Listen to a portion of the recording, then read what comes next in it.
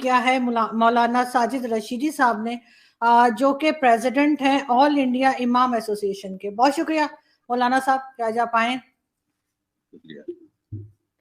मौलाना साहब, सबसे पहले मेरा आपसे सवाल ये है कि हम आजकल ये देखते हैं कि इस्लामिक कंट्रीज हो चाहे हिंदुस्तान हो, हमें कोई मुसलमानों में बड़ा लीडर जो जो पहले कहा जाता है कि हुआ करते थे, उस तरह के कोई लीडर हमें नजर नहीं आते। अगर हम पॉलिटिक्स की बात करें तो हमें ऐसे लोग तो दिखाई देते हैं जो वोट के लिए बात कर रहे होते हैं, लेकिन कोई बड़ा इस्लामिक लीडर जो है वो हिंदुस्तान से क्यों हमें निकलता हुआ दिखाई नहीं दे रहा? देखिए, इस्लामी तारीख को अगर हम पढ़ते हैं तो इस्लामी तारीख में हमें ये बातें मिलती हैं कि जो यहूद और नसारा हैं उन्होंने कभी भी ये बात नहीं उनके गले उतरती कि मुसलमान मुत्तहिदा प्लेटफार्म पर होकर अपनी आवाज उठाएं और अपने मजहब की तालीम और तरबियत और उसकी तबलीग का काम करें। उन्होंने हमेशा हमारे अंदर इस तरह की बातें छोड़ के रखी हैं कि हम एक जगह नहीं हो पाते। और इसको ऐसे भी कहा जा सकता है कि जैसे जो जो कुर्बे क़यामत का वक्त आएगा, ये हालात और बद से बदतर होंगे, क्योंकि मुसलमान खास तौर से दीन से बहुत दूर हो गया है, कुरान से दूर हो गया है, नबी की सुन्नतों से दूर हो गया है, और वो खालिस दुनियादार हो गया है। अब यानी मुसलमान सिर्फ नाम का रह गया है। अगर हम देखें तो ये कह सकते हैं कि इस्लाम, ईमान, ईमानदारी, अखलाक, किरदार, ये मुसलमान का जो असल काम था, ये असल चीजें जो उसकी थी वो उसकी जिंदगी से निकल गई हैं। अब ये चीजें दूसरों ने अपना ली हैं, इसीलिए वो दुनिया में फल फूल रहे हैं। देखिए, मुसलमान का काम ये था कि लोगों की मदद करे और जितना हो सके रिफाए आम के लिए काम करे। आज मुसलमान कोई भी रिफाए आम के लिए काम नहीं कर रहा है।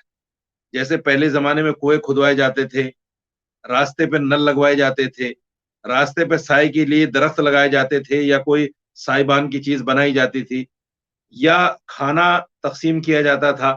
आज वो चीजें बिल्कुल मुसलमानों के अंदर से निकल गई है और मुसलमान उसको अच्छा भी नहीं समझ रहा है। इसलिए कहीं ना कहीं हमारे अंदर वो चीज, वो मोहब्बत जो आपसी इत्तिफाक और इत्तेहाद वाली मोहब्बत थी, ईमान वाली जो मोहब्बत थी, वो ईमान वाली मोहब्बत खत्म हो गई है और हर आदमी दुनिया के पीछे भाग रहा है। इसलिए उसको फर्क नहीं पड़ता कि हम उम्मत वाहिदा हैं, हमें दुनिया में हमारा वजूद किस लिए है और किस लिए नहीं है, उसको कोई फर्क नहीं पड़ता। वो सिर्फ रात में सोता है, वो सोना भी उसकी मजबूरी है, नहीं तो अगर 24 घंटे का दिन हो जाए तो वो 24 घंटे दुनिया कमाने में लगाए। दीन दीन कमाना, दुनिया दीन सीखना, कुरान सीखना, हमारे फराइज क्या हैं, हमें दुनिया में क्यों भेजा गया, ये सारी चीजों से बिल्कुल दूर हो गया है मुसलमान। इसलिए हम में जब इत्तिफाक नहीं है तो इत्तिफाक ना होने की वजह से हमारा कोई लीडर भी नहीं है। दूसरी एक बहुत बड़ी बीमारी ये है आरजू जी, कि मुसलमान हिंदुस्तान में खास तौर से इस चीज को बहुत मायूब समझता है कि मैं किसी मुसलमान को अपना लीडर समझूं। वो ये सोचता है कि बाहमी उखुवत मोहब्बत जो बिरादरान वतन के साथ हमें रखनी चाहिए, अगर हम किसी मुसलमान को अपना लीडर मानेंगे तो कहीं ना कहीं उसको नुकसान पहुंचेगा। और वो लोग ये कहेंगे कि साहब ये देखो मुसलमान के पीछे चल रहे हैं, मुसलमान तो अपना अलग फिर मामला लेके चलने वाले हैं। इसीलिए हमने मुस्लिम लीग को हिंदुस्तान के अंदर दफन कर दिया एक तरह से। मुस्लिम लीग जो आजादी के बाद में हिंदुस्तान में थी, वो बिल्कुल दफन हो गई है और एक सीट पे वो बाकी रह गई है। वहां भी ई अहमद आखिरी एमपी थे उसके, अब उसके बाद में मेरे ख्याल के उसका कोई एमपी भी नहीं है। तो मुसलमान ने उसको बिल्कुल अलग थलग कर दिया है। यही सोच हर मुसलमान के अंदर पैदा हो गई है। इसीलिए हमने आजादी के बाद से नेहरू से लेकर राहुल से लेकर सोनिया से लेकर मुलायम सिंह से लेकर और मायावती से लेकर जितने भी लीडर हैं, तमाम हिंदू लीडरों को अपना लीडर माना है और उन्हीं के पीछे हमने चलने की कोशिश की है और उन्हीं को वोट देने की कोशिश की है।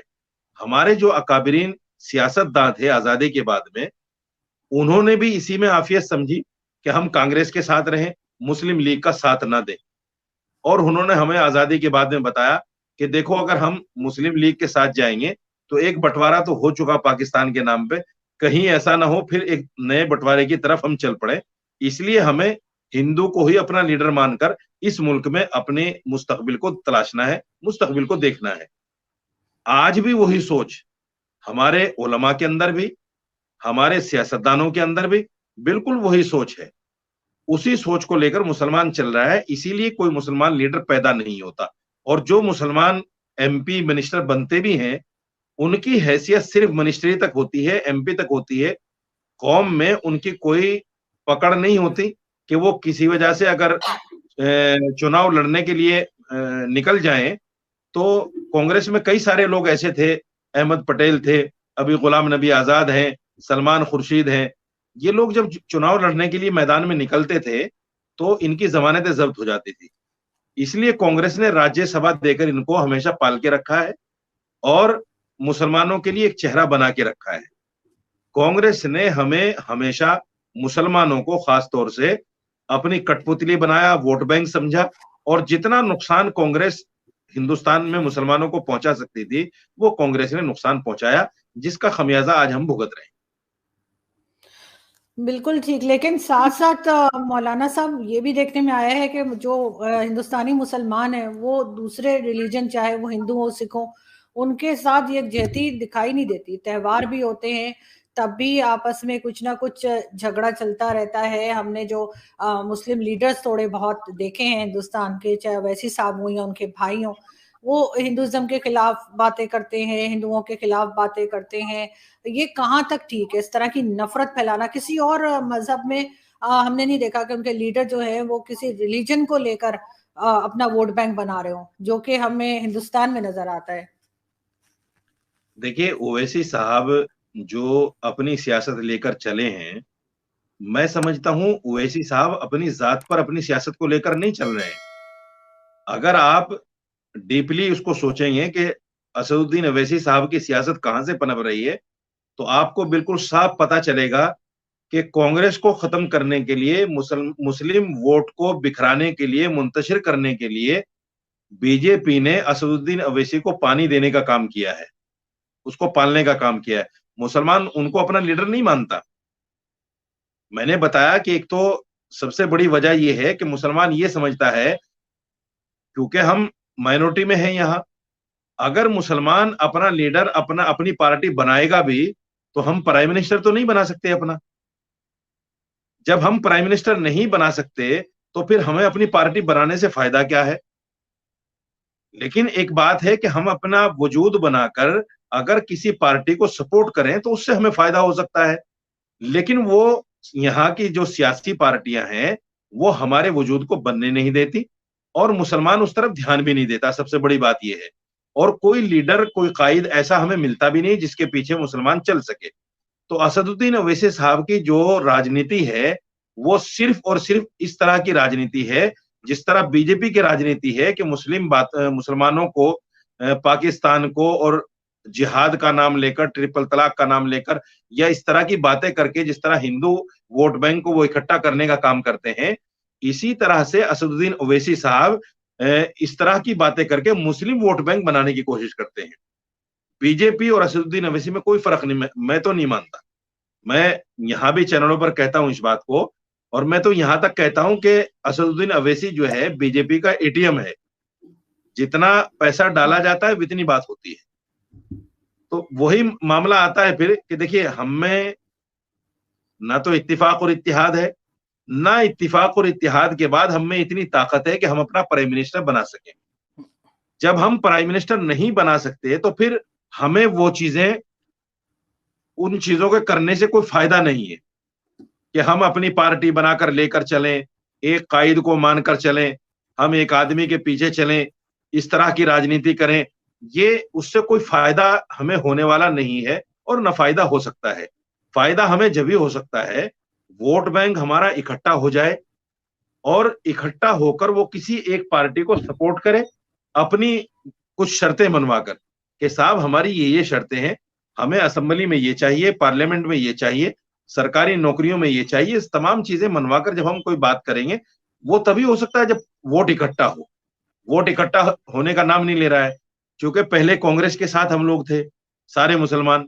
उसके बाद में समाजवादी पार्टी बनी, कुछ मुसलमान समाजवादी के साथ चले गए। उसके बाद बसपा पार्टी बनी, कुछ मुसलमान बसपा के साथ चले गए। उसके बाद राष्ट्रीय लोकदल पार्टी बनी, कुछ मुसलमान उसके साथ चले गए। अब कुछ मुसलमान असदुद्दीन अवैसी साहब के साथ चले गए, कुछ मुसलमान जो है आम आदमी पार्टी के साथ चले गए।